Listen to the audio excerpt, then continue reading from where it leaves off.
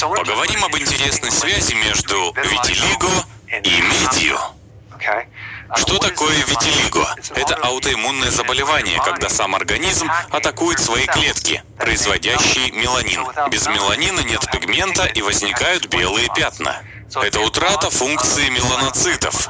Это происходит так. У вас есть меланоцит, он производит меланин, который дает коже пигментацию. Это осуществляется преобразованием аминокислоты в определенный фермент – тирозиназу. Аза указывает, что это фермент.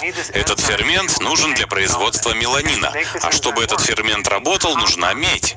Для структуры этого белкового фермента необходима медь.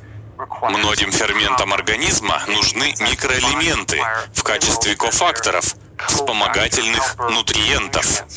Когда этого фермента слишком много, у вас может начаться гиперпигментация кожи. Появятся темные так называемые возрастные пятна. Вот откуда они. Есть всевозможные средства, хелаторы меди, которые выводят медь.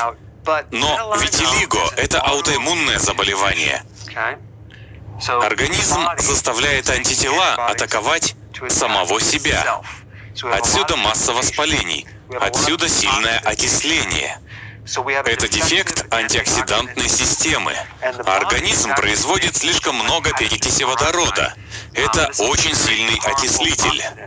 Можете попробовать капнуть перекиси водорода на волосы и посмотреть. Хотя не надо, это отбелит волосы.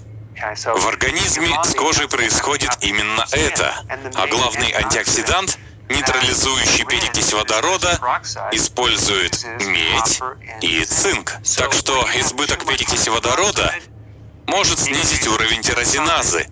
А если тирозиназы у вас достаточно, вы можете бороться с перекисью водорода. Но при витилиго у нас есть дефективные клетки, и мы не можем производить меланин в нужных количествах.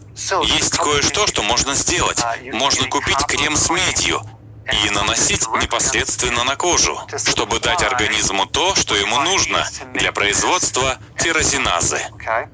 Второе. Можно принимать цинк, который нужен для вот этого мощного антиоксиданта, чтобы выстроить оборону против окисления. Третье. Витамин D3. Почему витамин D3? Чем он так хорош при витилиго? Он полезен от аутоиммунных заболеваний. Но если подумать, чем медицина лечит витилиго, помимо ультрафиолета или фототерапии, это кортикостероиды, такие как преднизон. Преднизон применяют против аутоиммунных заболеваний. Угадайте, что такое витамин D3? Это тоже стероид. Витамин D3 поможет организму производить свои естественные стероиды. А еще это очень сильный иммунорегулятор, помогающий иммунитету и снижающий воспаление, сопутствующее этой болезни. Итак, крем с медью, цинк и витамин D3. Спасибо за просмотр.